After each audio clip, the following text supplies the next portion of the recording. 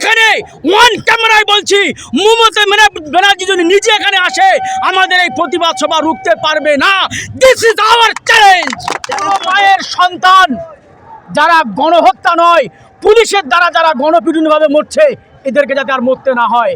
কারণ আমরা জানি যে বাংলার বুকে যে হারে অত্যাচার চলছে, যে হারে চুরি চলছে, কয়লা চোর, রেশন চোর, চাকরি চোর, মানুষের সততা চোর, এত চোর বেরিয়েছে।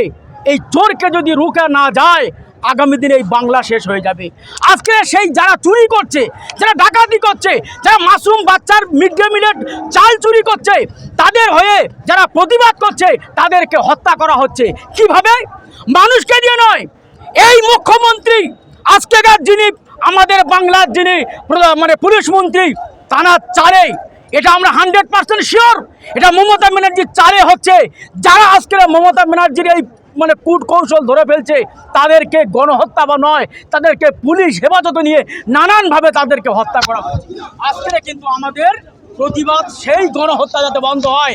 আর যারা গণহত্যা হয়েছে, আবু সিদ্দিক, সেই সঙ্গে আনিস খান, যাতে করে এদেরকে সঠিক বিচার তার পরিবার পায়, সঠিক ন্যায় বিচার তার পরিবার পায়। আমরা কিন্তু তার জন্য আজকে এখানে লক্ষ লক্ষ মানুষ হাজির হয়েছি, আরও হব। আশা করি আজকে আমাদের এই যে প্রতিবাদ সভা, পুলিশ কেন, মমতা ব্যানার্জি নিজেও, আমি এখানে ওয়ান ক্যামেরায় বলছি, মমতা ব্যানার্জি যদি নিজে এখানে আসে আমাদের এই প্রতিবাদ সভা রুখতে পারবে না। দিস ইজ আওয়ার চ্যালেঞ্জ, প্রকাশ্য চ্যালেঞ্জ। আমরা অনেক সহ্য করেছি। মুখ্যমন্ত্রীর এই কোন নৈতিকভাবে যে কার্যকলাপ বাংলার বুকে চলছে, বাংলার যুবকেরা আর সহ্য করবে না।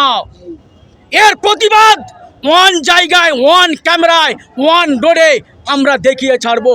এবং যদি এই আনিস খান, এই আবু সিদ্দিকের মতন যারা অসহায় ছেলেরা, যারা ওই পুলিশ হেফাজতে গিয়ে যারা নির্মমভাবে হত্যা হয়েছে, তাদের বিচার যদি সঠিক না হয়, এই বাংলা কিন্তু এই শান্তির বাংলা কিন্তু অশান্ত জায়গা হয়ে যাবে।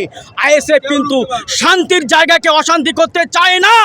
যদি কেউ চায় এই শান্তির জায়গা অশান্তি করতে, আমরা অশান্তি করে আবার সেই সোনার বাংলার শান্তি আবার ফিরিয়ে আনবো। এটা আমাদের চ্যালেঞ্জ। অভিযোগ করছে পুলিশের বিরুদ্ধে, পুলিশ আবু সিদ্দিককে হত্যা করেছে, সেই পুলিশের কাছে আপনারা বিচার কি পাবেন? আমরা পুলিশের কাছে বিচার চাই না।